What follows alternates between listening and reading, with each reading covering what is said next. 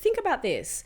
Think about the times and the things that nobody has to remind you to do. Like, think about the things that you will do just because you are absolutely 100% passionate about it, interested in it, you know, you enjoy it. When you do it, the time flies. You know, nobody has to remind you to do it. The reality is that we all have those things, and we can train ourselves to be and have those things. But what typically happens is that we label it as lazy. We kind of go, oh, you know, I don't want to study. It's lazy. No, it's just because you haven't actually found something that lights you up inside, that you go, oh my God. The problem I find with school is, like, you've only got limited subjects and stuff. Like, if you want to do something like astronomy, our school didn't have astronomy. So if that lights you up, you don't have the option to do it. And well, that's the thing. That's where you need to go and look for yourself. And you can only choose subjects, but you have to do English, you have to do maths, you have to do a science. That means you only get to choose 2 or 3 subjects. Yeah. And it's like, well, that's why I think in high school you're so trapped in terms of, it's not a good indicator, HSC score, of for sure. how smart someone is, or, you know, where they're going to go in life, especially nowadays. Yeah. As your mum mentioned, you know, if you're not in uni, you're not going to be successful. Yeah, exactly. Which is just so not, I mean, have a look, right? What does life demonstrate? Yeah. But the reality of it is that sometimes I think that people, they make excuses for things that they don't really want to do. Oh, 100%. And that's really what it comes down to. And then we have this self-talk going on that, oh, you know, I can't do this. You know what? If I, at the age of 40, can go and start doing Kumon. Yeah. Right, with 8-year-olds, trust me, anybody can do anything. And another thing, Elon Musk, I just finished reading his book. So he would always get people to do these crazy tasks that they would always be like, I can't do it. He'd be like, find a way. And they would find a way. And then he had like 2 cases where someone said, I can't do it. And he said, fine, you're fired. And he said, I'm going to do it while I run 2 companies and 5 kids and everything. And he does it. Yeah. And he finds a way to do it while he's got all the stuff. So it's like, it's priorities. And we're not trying to be, you know, be unrealistic, and like, obviously there's going to be stuff that you're not going to be able to achieve that are just completely unrealistic. But, you know, like Harvard probably seemed completely unrealistic when you're just moved from, you know, Brazil and you've got a 17% score on your HSC, 17 out of 100. That's the way it's ranked. That's right. So it's just, you know, shocking. It's like a real failure. It's like, how could you could you get into Harvard and everything? Yeah. So, and that's the thing, right? Like, how could you get into any university? It could be the thing that goes on your mind. But literally, you know, it's funny because I knew that I was destined to accomplish something important in my life. You know, I wanted that to be the case. I wanted to ensure that I was adding value and helping people and doing the things that essentially were going to actually make a difference in the long term. I didn't know how I was going to get there. I had no idea what the vehicle was going to look like. All I knew is that even if I had to ride my bicycle to the destination, it was going to happen. And it's step by step, I think. As you like everything you've said, like, it took you 20 years to get into Harvard, or 20, and not that was your ultimate goal. Your ultimate goal is probably to help people have kids. Yeah. But, you know, just getting... That was a big cherry on top. Yeah, doing one step, completing and finishing, completing and finishing. Because there is... When a goal's so big, you've got to break it down. It's like, how do I get to this? Because otherwise it's like, you know, I can never get there. I'm never going to achieve it. Same with sports stars and stuff. They work... Michael Phelps or something, he did 5 years straight, 365 days, he was in the water for 5 years. That's, I don't know, almost 2,000 days, I think. Yeah. And it's just step after step after step after step. Absolutely. And this is the thing, and what's really interesting and what's exciting is that when you actually achieve your goal, hedonistic adaptation again, right? It's like there's going to be something else. So, you know, now I look at it and I go, okay, well, how can I change the face of reproductive medicine around the globe? Right? That for me is my next big thing. You know, and that's why, I mean, I'm obviously doing Harvard for a reason, right? Because I want to see things be better than they are. And not just for me, but for, you know, a multitude of people who experience infertility and are challenged through infertility and miscarriage around the world. Yeah. So sometimes you never see the end. Like, I think that it's so important to remember, like, don't think about what it's going to be 5 years from now or 10 years from now or in 20 years from now. Like, literally look at, okay, what is my next best step? That's what I did. What is my next best step? At the beginning of the year, I set these big goals, like year goals, but then I go, okay, what's my 90-day plan? How am I going to... Because it's exciting, you know, I want to... The same classic example would be I want to put on, you know, 10 kilograms of muscle. I want to lose 10 kilograms or whatever. Or 20 kilograms. Let's say it's even bigger or something. oh, that seems impossible. But if I just start doing it step by step, that's it. I know, and then I track it. I need to hit 75 by this day. I need to hit 70 by this day. I need to hit 65 by this day, or whatever it is. Absolutely.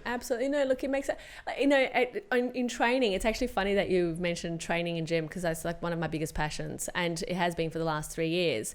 And, when I first started training, I could barely, hip thrust, where you get a barbell and you've got your back on the bench and you're basically lifting your legs and your bottom up, right? So I could barely do I could do maybe 40 kilos hip thrusts, for 10. And even that was like, oh my God, this is killing me, right? 2 days ago at the gym, I actually did 100 kilos. Yeah, so over double.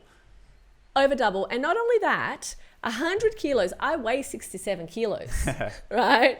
So 100 kilos that if I started going, I'm going to do 100 kilos today, impossible. I wouldn't even lift the bar. Yeah. I probably would have injured myself, right? And discourage yourself. Exactly. So, start with what you know and let what you know grow is what John DeMartini talks about all the time, and ultimately by doing those little pieces, the thing that's in front of you first, and then just building upon that, because you see, success builds momentum. And when you succeed at something, even the littlest thing, when I used to succeed at doing my one booklet, I'm still doing Kumon, by the way.